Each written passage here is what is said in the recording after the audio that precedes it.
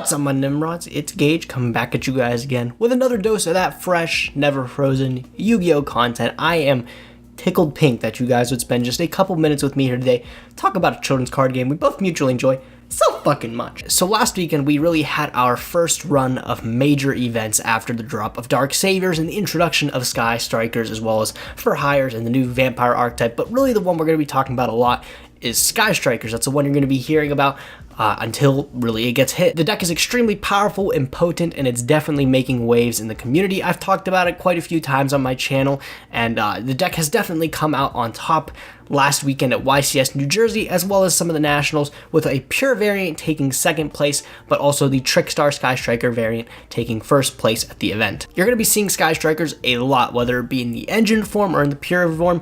A lot of decks are going to opt to play the Sky Striker engine just because of how powerful it is and what it offers to pretty much any deck. So talking a little bit more about Sky Strikers, we've had one of the coolest tech cards I think actually come out of these events last weekend, and it's one that I don't think a lot of people expected. Well, that's a lie. This is a card that I think a lot of people expected to be really, really good in Link era, but nobody had really found a home for it. But now we finally got a reason to play it. That card is none other than Phantom Skyblaster. Phantom Skyblaster is a dark level 4 fiend with 1100 attack, 800 defense, and its effect reads, when this card is normal or flipped summoned, you can special summon any number of Skyblaster tokens, which are fiend dark level 4s, up to the number of monsters you control.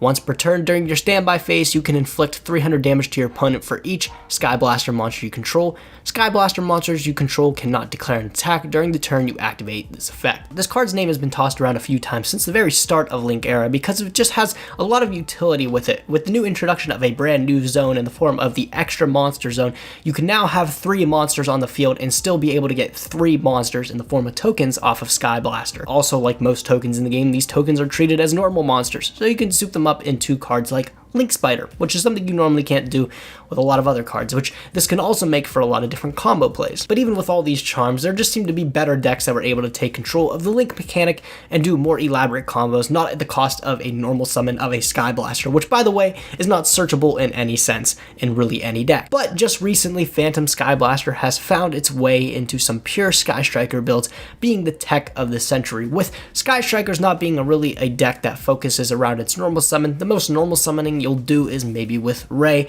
If you don't have access to Ray, Phantom Skyblaster can be that next best normal summon. And this card becomes an incredible normal summon for some of the things it can facilitate, one of which being a way to make Saryuja Skulldrake in Sky Striker, which Saryuja is just a really powerful card in general. Drawing you 4 cards to be able to get you into your engines and get things revved up is really going to help you. That combo is easily facilitated by a 2-card combo in the form of Hornet Drones as well as Phantom Skyblaster. But another cool thing you can do with Hornet Drones and Phantom Skyblaster is actually OTK your opponent by putting 8400 damage on board.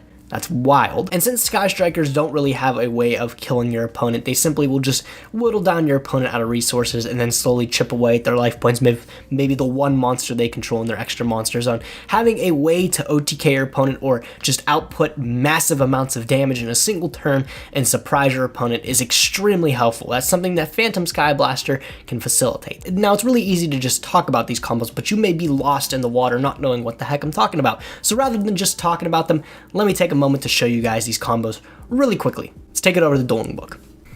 Alright guys, I'm going to really quickly show you what all the hoopla is about Skyblaster as well as Hornet Drones, and there's 2 really main combos that I'm going to show you, one of which being a great first turn play to get you Saryuja Skulldrake with its draw 4 effect, and the second one is an OTK combo if you're going second. Both of them are just extremely powerful, and I'm going to show you guys both of them real quick. We'll go over both scenarios, and the first one I'll go over is summoning Saryuja Skulldrake. How would you do that? Well, you're going to activate your Sky Striker Mecha, Hornet Drones to get your token. That's going to go to graveyard, and you're going to immediately use that token to soup it up into a Kagari. Kagari is then going to activate its effect to get you back Hornet. You're going to add Hornet to your hand, and you're going to activate it once again. This is pretty much just bread and butter stuff that you have to learn with Sky Striker. Get your other token, and then you'll normal summon your Skyblaster.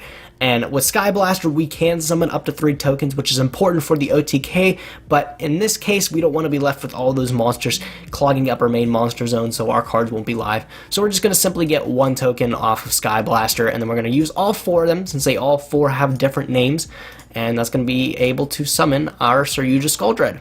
and we're going to be able to activate that effect to draw 4. So extremely powerful, just way to open your turn, be able to get the cards you need and everything. From there, you should be drawing into just a whole bunch of shit you can use.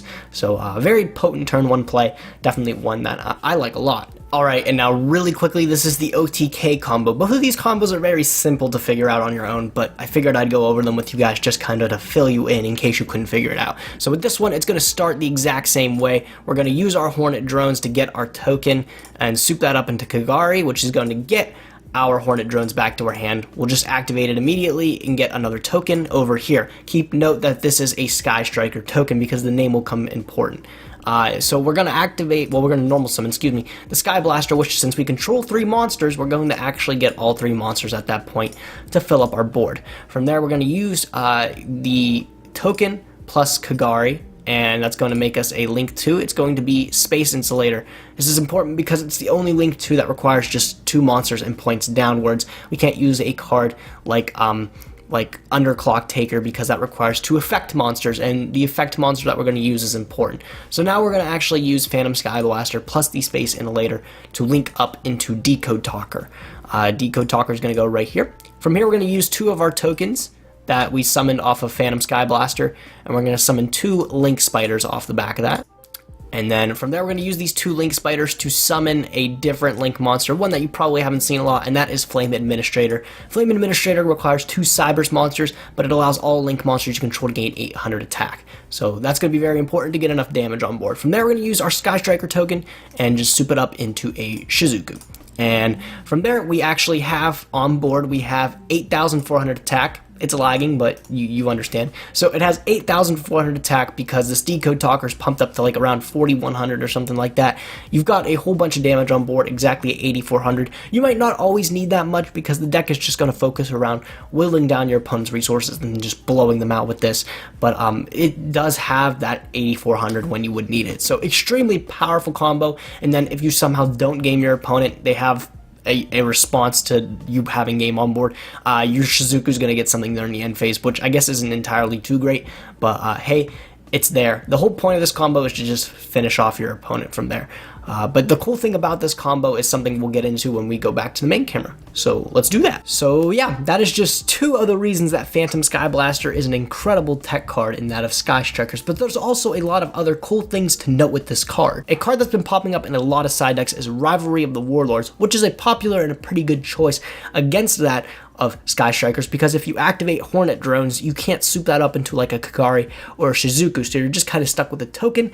You can't summon anything from there. It's going to be rough. Cool thing about Phantom Skyblaster that you can do is if your board's clean and your opponent has Rivalry face up, you can actually just summon Skyblaster and then get its token because they're both fiends, and then use both of their tokens to make Nightmare Phoenix to then out that Floodgate. That is really, really huge because Rivalry is a really difficult card to get around. Now, adding those Floodgates isn't of course just Rivalry, but you can also use the Nightmare Phoenix play to out things like Anti-Spell Fragrance or Imperial Order, both really difficult cards for your deck to play around. And it's all those things combined that Phantom Skyblaster is an absolutely incredible card. From the fact that it's versatile when you're going first or second, all the plays it can facilitate, like making a Saryuja in your deck, but also just having an OTK is wild, and also being kind of a really easy way to out Floodgates in a deck that really doesn't utilize its normal summon as much as it could. Phantom Skyblaster is definitely a great tech card to look at. It was only a matter of time before this card found a home in some Link deck, but now that it has, I think we found one of the best homes for it. But let me know what you guys think of Phantom Skyblaster down in the comment section below. Do you guys think it's an incredible tech card for Sky Striker, or do you think we've just scraped the surface of what this deck can do? That being said, if you guys liked the video, be sure to like the video, thumbs up the video, and express that you enjoyed the video. And if you did like the video, please do consider subscribing to my YouTube channel. I'm uploading regularly, and I'll get you guys consistently that more fresh and never frozen Yu-Gi-Oh content. That being said, thank you guys so much for watching the video. Be sure to like, comment, definitely subscribe, and I will catch you guys next time. Thanks for watching, guys. Nim signing out.